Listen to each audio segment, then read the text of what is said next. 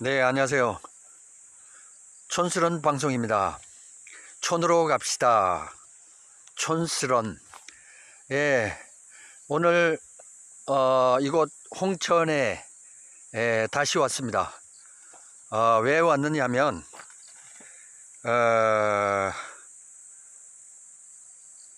637평 분할을 해서 계약을 하기로 했습니다.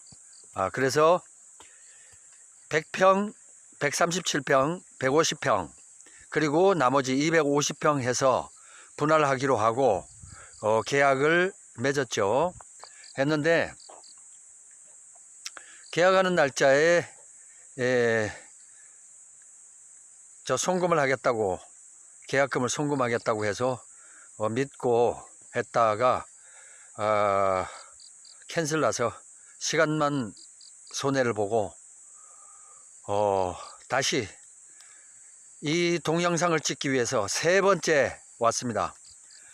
첫 번째 한 분이 쉽게 돈 걸리지 않는 거라고 해서 캔슬 내고 하더니 또 이제 한 분이 더 계약까지 다 하기로 하고 본인은 안 오시고 계약금 보내드릴 테니까 하겠습니다 해놓고 오늘 와서 죄송합니다 한마디로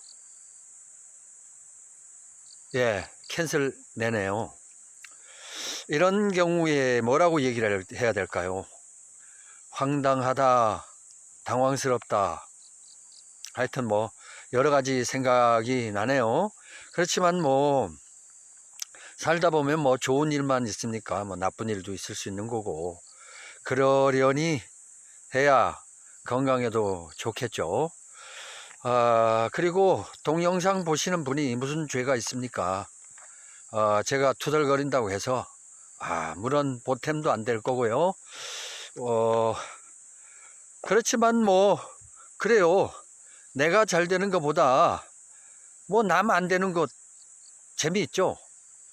그런 쪽으로 해서 제가 좀 재미있게 해드렸다면 뭐 감사한 거고 고마운 거죠 뭐.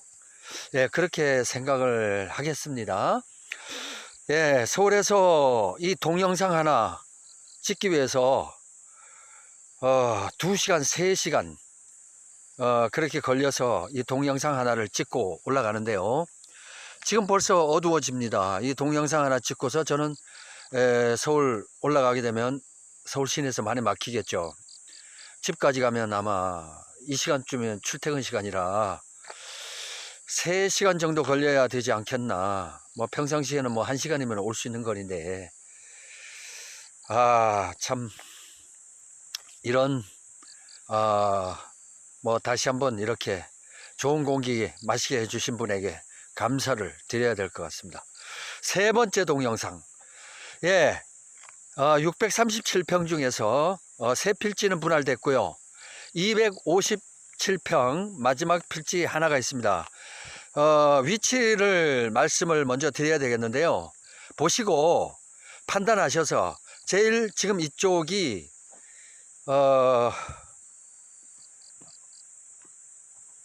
100평, 137평, 150평 이렇게 세 필지로 분할된 곳입니다. 여기가. 그리고 250평 필지, 그 필지는 제가 동영상을 보고서 전화 오신 분들에게 번지를 다시 2번지라고 제가 간략하게 보내드리지만 2번지하고 4번지하고 합병을 시켜서 그 두 개 토지를 합친 다음에 네 필지로 나눈다는 거 말씀을 전번 동영상에서 드렸죠. 이쪽까지 이제 분할이 완료가 됐다고 보고요. 그리고 여기서부터 앞쪽이 뒤쪽이 2번지입니다. 그리고 여기 저 채소 심어진 앞쪽이 이쪽으로 해서 이렇게 나가면 저 끝 부분 조금 직전까지 이렇게 뾰족하게 4번지가 이렇게 가로막고 있어요, 이 땅을. 근데 이 땅의 그 땅 주인이 2번지하고 4번지 그 땅 주인이 같습니다. 이분이 이 필지 두 개를 합병을 해서 분할을 한다는 얘기죠. 나눈다는 얘기예요. 네 필지로 나누고, 그리고 여기에서 이 도로에서 진입을 해서 들어가서 이렇게 길을 내고요. 이렇게 길을 내서 네 필지 모두 4m 도로가 접하게 돼 있어서 건축이 가능하게끔 이렇게 필지를 분할을 했다는 것입니다.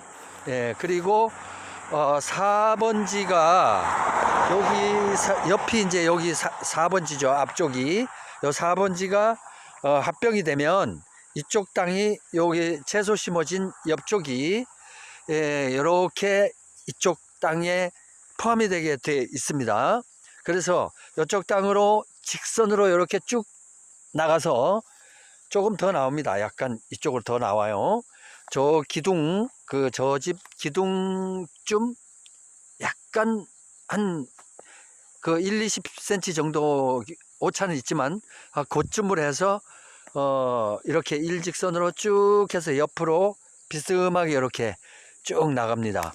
예, 그렇게 이 땅이고요.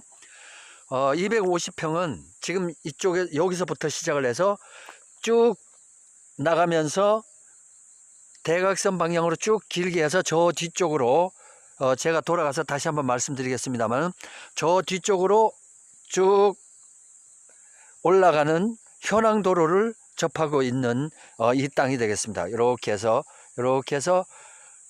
전봇대 2개, 저 앞전봇대 2개 사이 정도 돼서 이렇게 분할이 되겠죠. 예, 이런 형태로 이렇게 250평이 분할이 된다는 얘기입니다. 그리고 입지 조건은 앞쪽에서도 말씀을 많이 드렸습니다만은 여기 보이는 도로가 이렇게 접해져 있고요. 이쪽은 시골 아주 한산한 도로라 시끄럽지도 않고 여기서 한 5분 동안 족구 시합을 해도 차가 안 지나갑니다. 그러면 여기서 뭐 애기들 뭐 차 소리만 들어도 멀리서 오는 차 소리도 다 들리니까 조용하니까 예, 위험성도 없고 그런 아주 아늑한 도로에 접해 있고요. 보통 보면 도로 옆에 왜 내 땅이 없느냐 이런 죄송합니다. 무식이 아니고 모르니까 그러겠죠.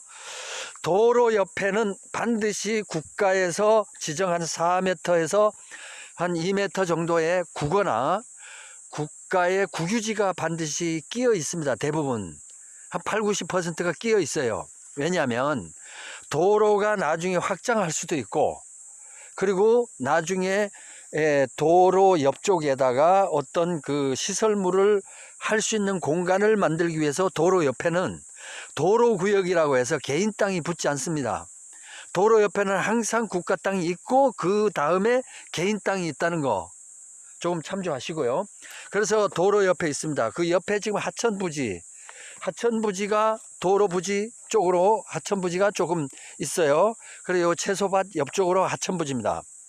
그래서 하천부지가 이렇게 있고 그 뒤쪽으로 그 본 땅이다 이렇게 보시면 되고 하천부지 옆쪽으로 4번지가 붙어 있으니까 어떻든 간에 이 도로에 접해 있다 이렇게 보시면 되고요. 이게 지도를 보시고 앞쪽에 번지가 2개 정도가 이렇게 나오는 게 국유지는 번지만 표기가 되어 있지 뭐 전답 이런 표시가 없어요. 그러다 보면 이게 맹지가 아니냐 해서 보면은 보십시오. 제가 번지를 알려드리면 앞쪽에 도로 옆에 딱 붙은 땅이 국유지냐 아니냐 그거는 어느 누구한테 물어보더라도 도로 옆에는 도로 부지가 항상 붙어 있습니다. 그래서 건물 보면은 건물 들어가기 위해서는 국가 땅을 밟아야 돼요. 도로에서 국가 땅을 밟고 도로 부지를 지나서 개인 부지로 들어가서 건물로 들어가죠. 그런데 도로 옆에 건물이 쫙 서 있지 않습니까? 그러면 전부 다 맹지인가요? 아니잖아요. 도로 접했잖아요, 전부 다. 그러니까 도로 옆에 도로 부지는 맹지가 아니고 국가 땅을 통과해서 들어가는 건 당연하다. 이렇게 뭐 그 정도만 아시면 될 것 같고요. 제가 이렇게 얘기를 또 하면은 뭐 알고 있는 분들 같은 경우는 뭐 거추장스럽게 시간만 잡고 그 하느냐 이런 분들 계시는데, 어디까지나 제 그 동영상 촌스러운 방송은 촌으로 가자 하는 농막을 위주로 하는 그런 방송이니까 뭐 세련된, 그리고 그 이 토지 파는 이런 그런 곳이 아니에요. 그러니까 뭐 세련된 설명 기대하지 마십시오. 예. 뭐 저도 원래 뭐 말씨 자체가 좀 어눌하고 촌스럽고 하니까 좀 이해를 하시고. 그리고 이 집 같은 경우는 이게 이제 몽골 집 형태로 이렇게 손수집을 지으셨다 이런 말씀을 드렸고요. 이쪽은 이제 뭐 창고 부지 같이 이렇게 해서 개인 이렇게 앞쪽에 땅이 있고, 그리고 지금 250평 분할하는 그 땅으로 들어가는 현황길이 이렇게 있습니다. 이렇게 해서 들어오죠. 이렇게 해서 진입을 합니다. 이렇게 편안하기 전에. 이 땅이 막힐까 안 막힐까 또 이걸 가지고 자꾸 태클을 거시는데, 지금까지 50년 100년까지 안 막혔다고요. 그러면 막히게 되면은 저쪽에 앞쪽에 도로가 다 접해서 토지 분할을 했지 않습니까? 혹시나 이거 뭐 막힐까봐. 그럴 일은 없지만 지금껏 여기도 한 번도 막힌 적이 없고, 여기 이 땅 주인의 형님이 요 뒤쪽에 사신대요. 요 뒤쪽 저 앞에 지금 불 켜진 저 집 있죠. 저 집에서 이 형님이 사시니까 이 땅 주인하고. 그러니까 이게 저 집이 있는 한 이 땅이 막히겠냐고요.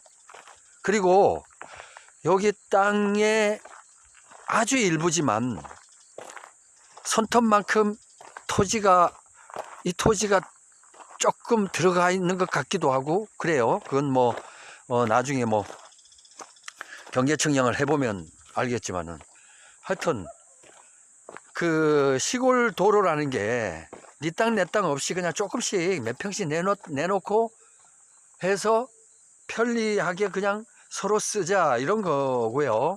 막힐 일이 없습니다. 예. 그리고 이제 집으로 들어가는 이 길을 누가 막고 있을까요? 안 막는다고요. 예. 그래서 여기서 250평의 이 뒷부분인데요. 이 뒷부분에 여기서부터 해서 이렇게 옆으로 이렇게 해서 여기서 비스듬하게 이렇게 해서 저 집 뒤쪽으로 이렇게 쭉 대각선 같이 이렇게 나가는 요 평수 250평 이런 거고요. 그리고 이제 이 땅의 그 장점을 말씀드린다면은, 강원도 땅은 대개 로스라고 얘기를 하죠. 못 쓰는 땅. 경사지 같은 경우가 예를 들어서 이제 100평이라고 본다면 100평 중에서 경사지가 30% 이상씩은 꼭 있어요. 왜냐하면 경치 좋은 데는 항상 언덕이 있고, 그 언덕 있는 곳을 집을 짓거나 농막을 지으려면은 평면 작업을 하게 되면 당연히 경사가 생기죠. 그 경사면이 30% 정도는 없어집니다.